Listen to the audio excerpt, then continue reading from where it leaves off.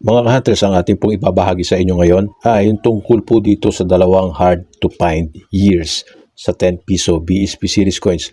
Unang-una, itong year 2007. Ito po ay talagang napakahirap na rin hanapin sa panahon ngayon. No?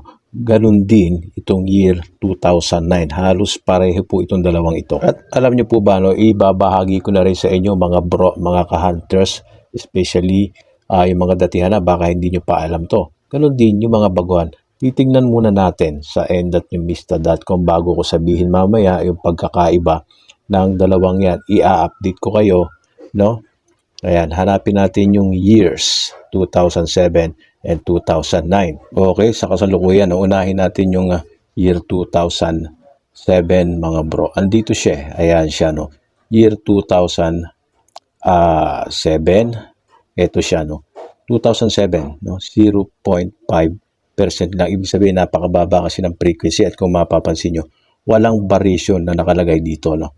Ganon din dito sa year 2009, no? 0.6%, halos di sila nagkakalayo. So, ibig sabihin, pareho ang hard to find ito. At ganon din, wala ring variation na nakalagay, no, sa 2009. Ganon din sa 2007. So, since meron tayong hawak, no, ayan, ibabahagi ko na sa inyo kung ano ang pagkakaiba ng dalawang ito. Unahin natin year 2007 sa kanyang obverse, mga bro.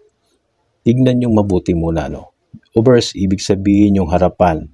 Ayan, yung version ni Andres Bonifacio dito, yung bilugan ng ulo niya. Kasi yung isang version na from 2000 hanggang 2006 ay yung pahaba yung ulo ni Bonifacio doon.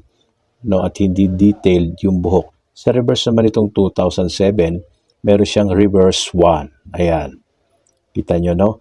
Mababa yung ipin ng kagwil at yung mga star ay C.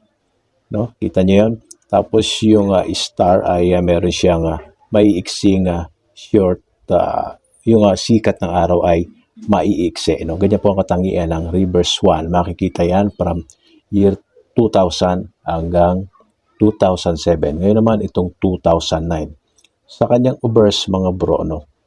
Tignan nyo mabuti, no? Yung version din niya ay kapareho ng 2007. Yung bilugan ng ulo ni Andres Bonifacio, ika nga ay mas magandang lalaki.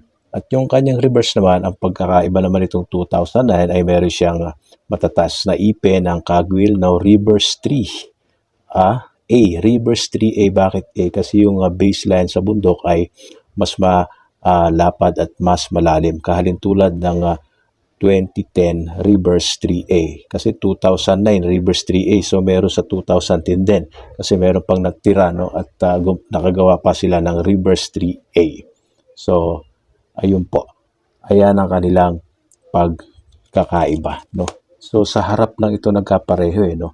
2007 and 9, pareho yung kanilang harap or yung kanilang obverse, yung version ni Andres Bonifacio, no? Ayan siya. Nagkaiba lang sa kanilang reverse, no? Itong nasa baba, 2007 ay merong reverse 1C. At yung nasa taas ay merong reverse 3A. Nakahalintulad sa 2010 na reverse 3A yung reverse. Ayan po ang ating impormasyon. Maraming salamat mga ka-hunters. Pakishare ng ating video. Mag-iwan ng opinion. God bless.